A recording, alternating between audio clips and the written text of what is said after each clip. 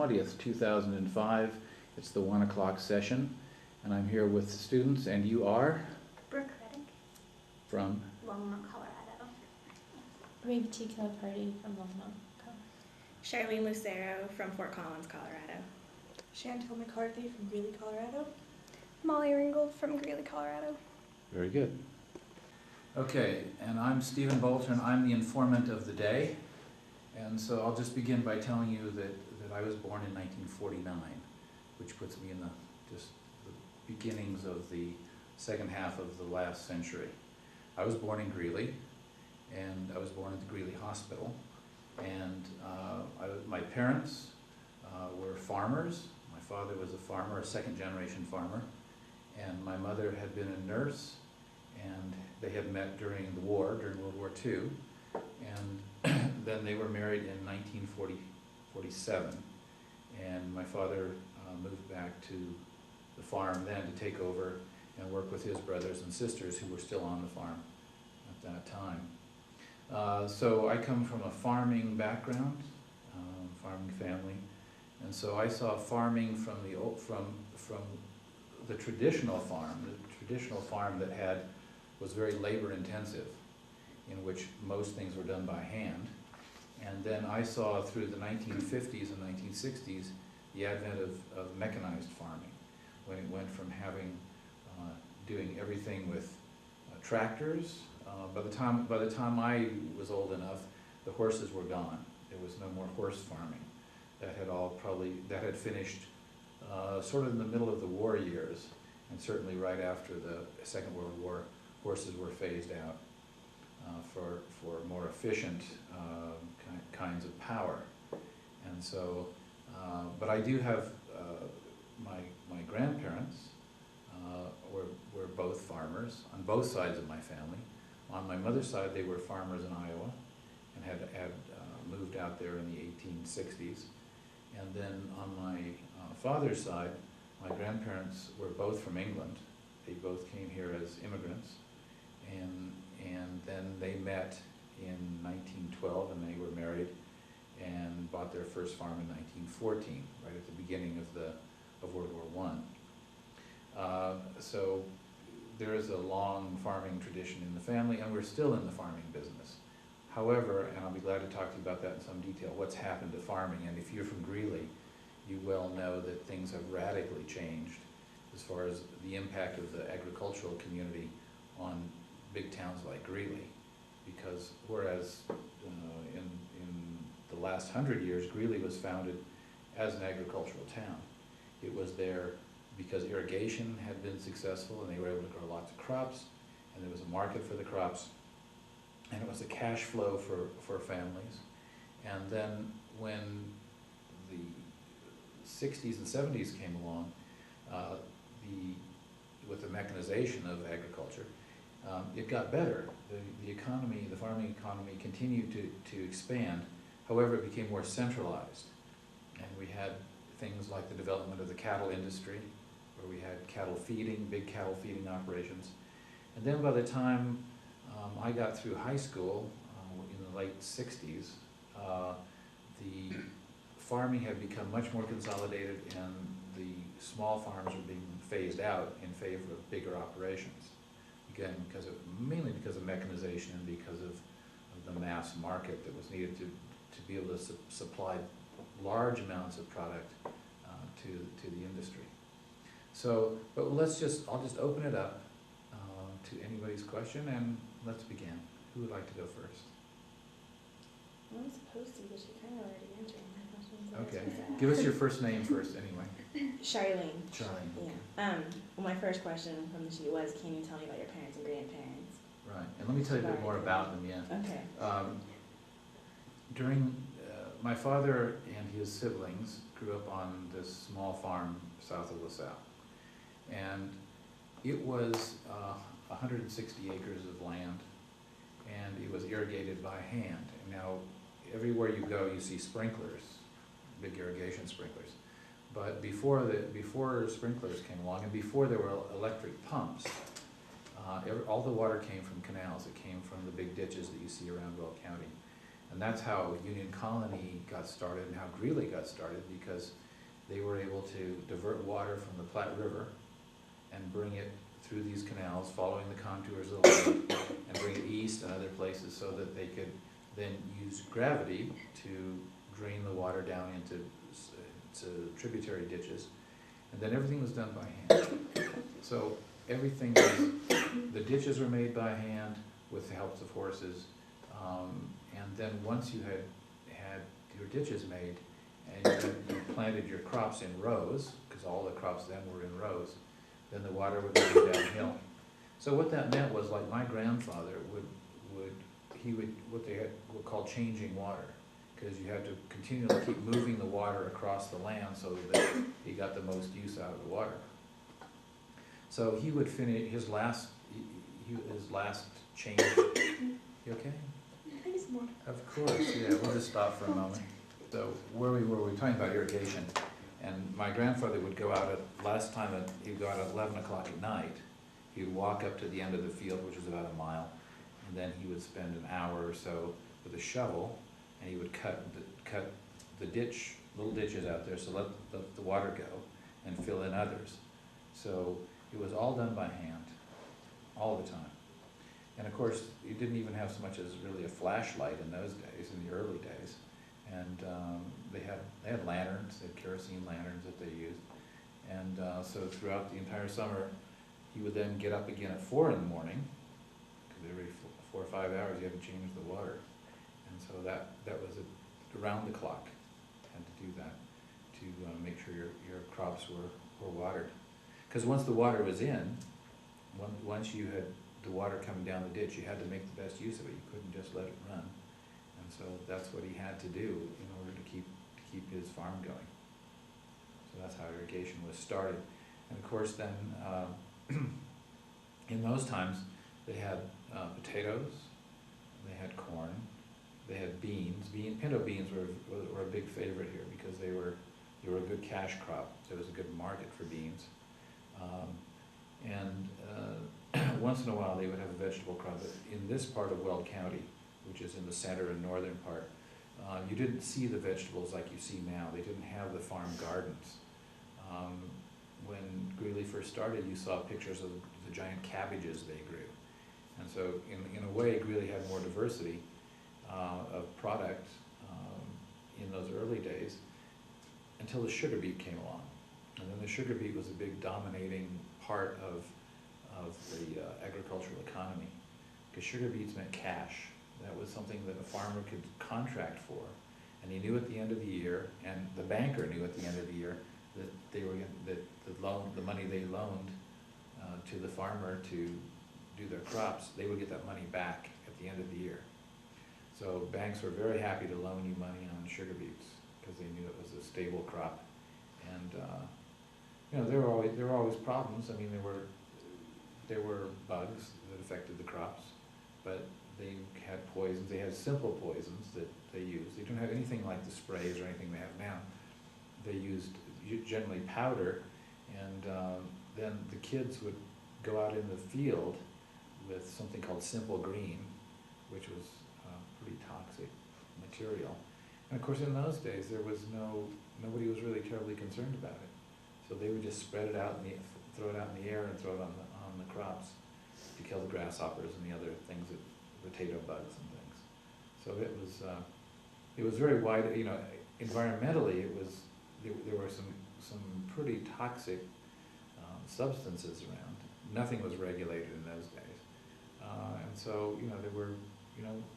Down the road now, we probably look back and say, okay, maybe some people suffered from disease or from injury from those kinds of things. But there was a lot of injury on the farm anyway. Farms were a very dangerous kind of place because you were handling horses, you were handling heavy machines. And in the early days of the processing, when they had wheat thrashers and they had all these machines that ran, you've seen in the pictures where they had a tractor, and then they had a big wheel, and from this wheel was a belt that ran down to whatever machine they had. So it was all wide open, and there was no OSHA in those days. So it was dangerous. And so you know, you often see, we've had people through this course, you know, who, farmers who can show you that they don't have a finger here because it got caught in a machine. Or they were cleaning out another machine and their hand got caught in there in their glove and it took the end of their finger with it. So, and farming still is that way. You know, it is still one of the most dangerous occupations you can have in America, is to be a farmer. So, all right, anybody else? Next question. And then I was like, what was your first school experience like? Well, my first school experience was probably radically different from most kids because the school I went to was the same school that the elementary school was that my father went to. And it was built in 1920. And so it was literally it was a school with 3 rooms and 9 grades. So even when you think back in the 1950s and 60s that it was a time when there were, you know, it was a more modern kind of world. But it wasn't for us. I mean, we lived out in the country and we went to the school that was 2 miles away. And it had 3 rooms. And in each room you had 1 teacher. So it was the first 3 grades, 4th through 6th, and then 7 through 9 in that one school. In my first grade class, we had six kids, and that stayed pretty constant throughout. It was a great school. We had a wonderful teacher, and so we you know, all the kids, I'm still in touch with most of them who went through that school, and many of them stayed around. I mean, it was kind of a community that stuck together, because it was a well-developed community. When we had school, we'd go there, I think we started at 8 o'clock. And unlike schools in other places where there were, sometimes in farm towns, they would shift the time that the school started. We didn't. We started the same time. We started in, I think, the first week of September. In other places, I know they don't start until sometimes October because they have the harvest to bring in. But in our school, they didn't. We started in September. And we had a single room with a blackboard. And it looks just like, if you look at the school museums that you see around, you know, it looked just like that. We did have central heating. We had a coal-fired furnace in the basement, and the principal fed that furnace every day. We had running water, but that had only been a recent addition to the school, and we had indoor toilets, which also had only been a very recent addition to that school. We had no gymnasium. We had no cafeteria. Everybody brought their own lunch. That was always the way. And then we all, at lunchtime, in the summertime, or when the weather was nice, we would eat outside. And in the wintertime, there was a full basement. And we would go down into that basement and all have lunch together. And so it's a wild and loud place every day at school time. And then we had a stage. We had a stage that was probably as wide as this room. It was probably 30 feet wide at one end of the basement. And we had plays there. We had constant plays for every occasion. We had for Lincoln's birthday and for Christmas and all that sort of thing. We had so I don't know, we just always had plays, and everybody was always included. All the kids were always included in everything. When we played baseball or softball outside, everybody had to play because we didn't have enough kids to make a team. So everybody, of course, knew everybody, and so we all had a chance to participate. There were no insiders, no outsiders. It was all just one bunch of kids. Again, there were 3 teachers, and so once you went through your first 3 grades, then you went off to the next set. And what was common was that in those early days that kids would skip grades, which I did. I only went to 2nd grade for 2 weeks, and then I was in 3rd grade, because by being in 1st, 2nd, and 3rd, when I was in 1st grade, I heard all the 2nd grade material and all the 3rd grade material just being there, and so that was fairly common that the kids could advance 1 grade by just being exposed to the work of the other kids. So that was the grade school. It's called B.B. Draw School, and it's still there. It's we're now trying to get organized to restore the school. And somebody asked me, one of the informants today said, well, why not start it again? Why not open it up as a school?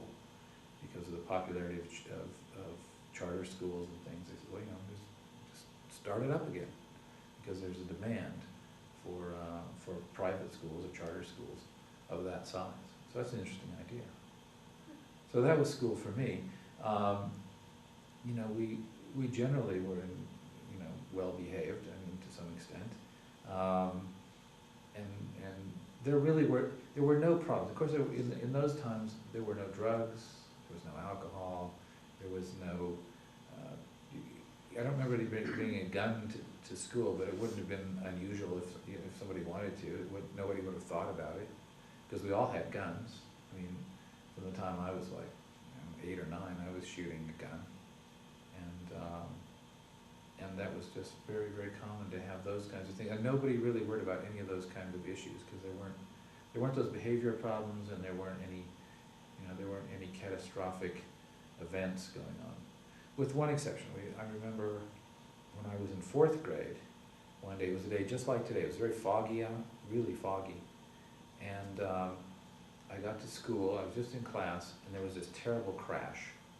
And what had happened, there was some kids who had graduated from the school, and they came down the highway in the fog, and a woman was pulling out of the schoolyard, and they ran into her, and it killed the driver, a kid that we all knew, and it hurt his passenger.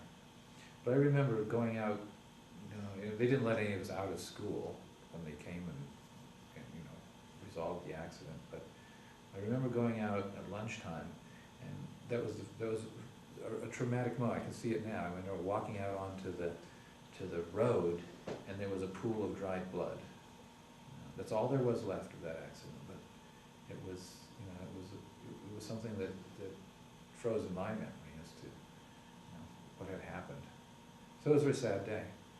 And while I'm on that subject, there was another event, and maybe you might, being from Greeley, you may know the ancestry of this, but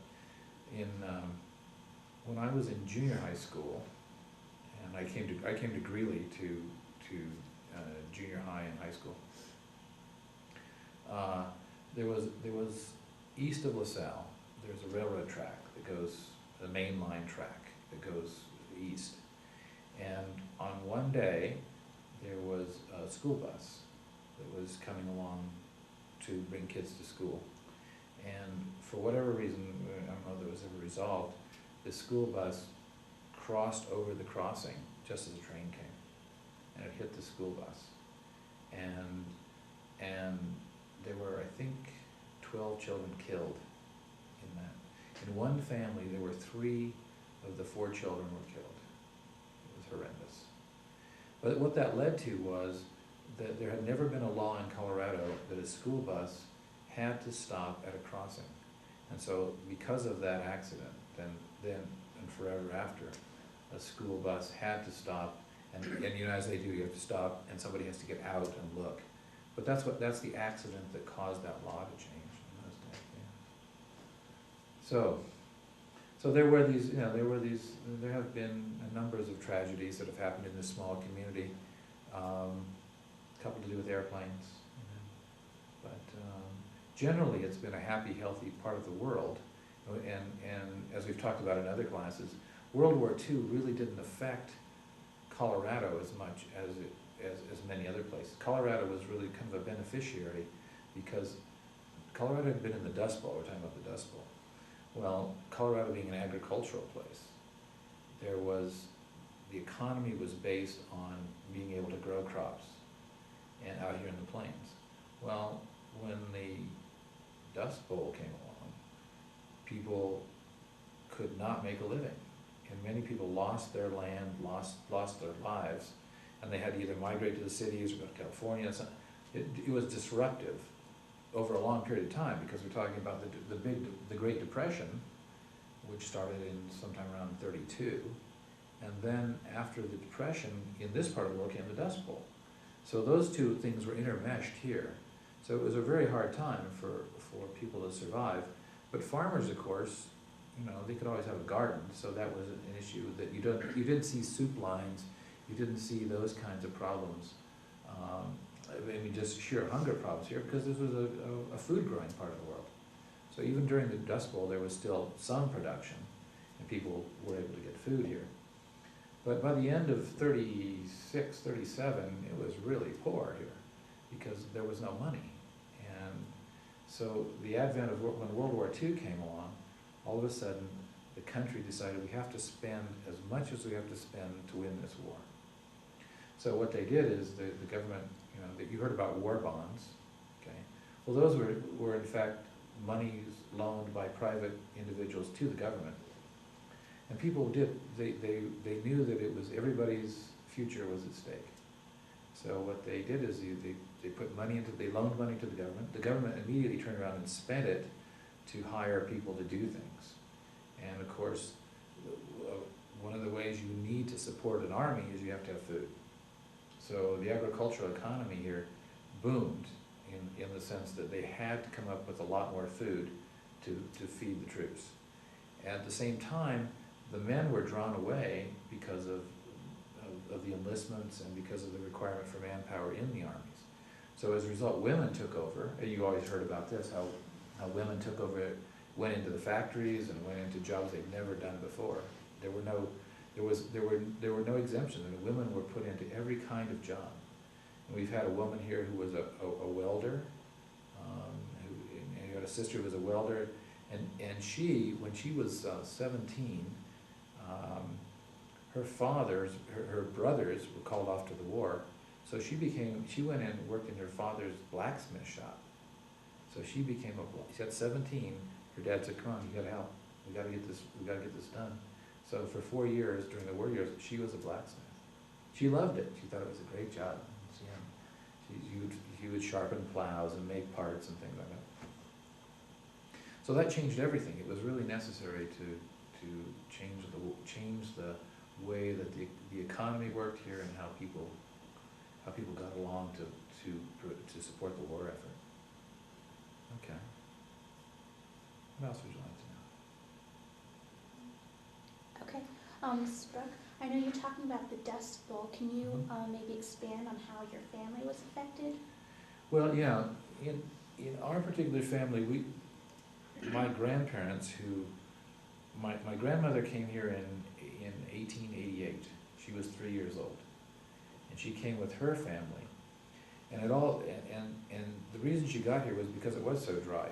Her aunt who was in England and had asthma very bad, and so she was told, you have to go to a drier climate if you want to survive. So I don't really know the details of why she picked this place, but she came all the way from England and moved out to east of Greeley to a place called Grover. So in 1866 or 68, before Colorado was a state, they moved to Grover. So they were early people there. And then when my grandmother's family emigrated from England, because England was a very poor country. I mean, it was very hard for agricultural people then to get anywhere. And so, even though it was the beginnings of the Victorian times, they decided to come to America.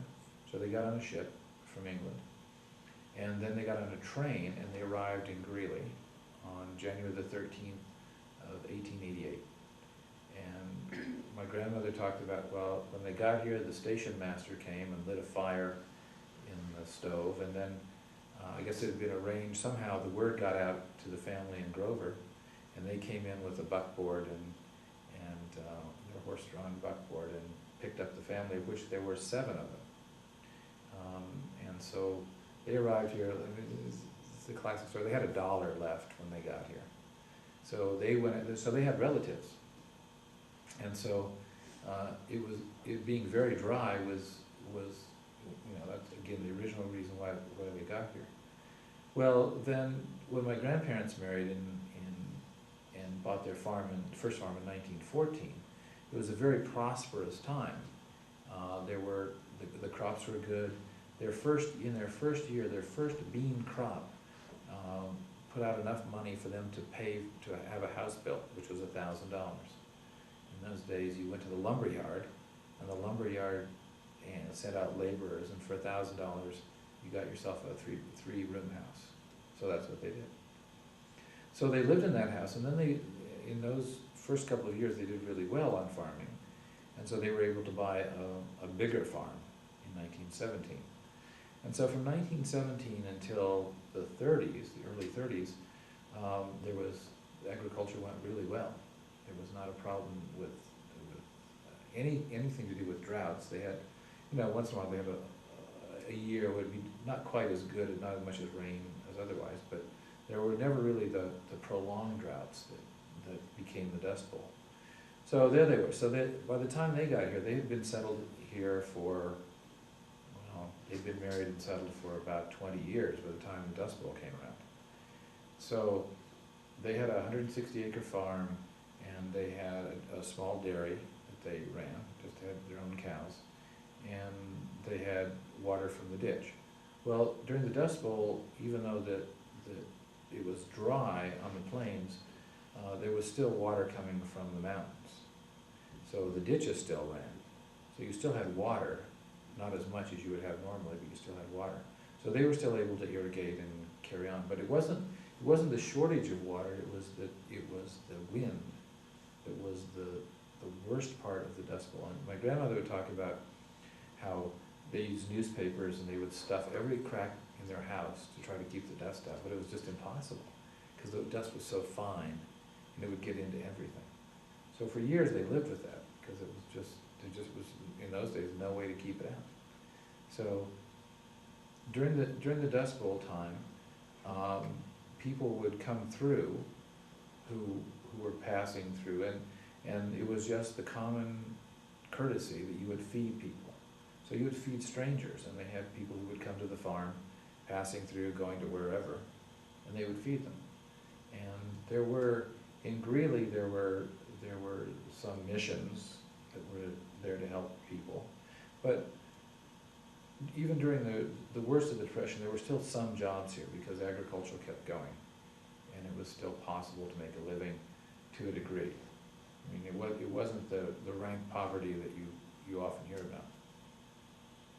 So, and there was nowhere to go. That was the thing about people who were in the Dust Bowl times here, who were farm people, had nowhere to go. There was no point in going to the cities because there was no work there. The city people were just trying to get to the country to get food. And one of the informants here talked about a time when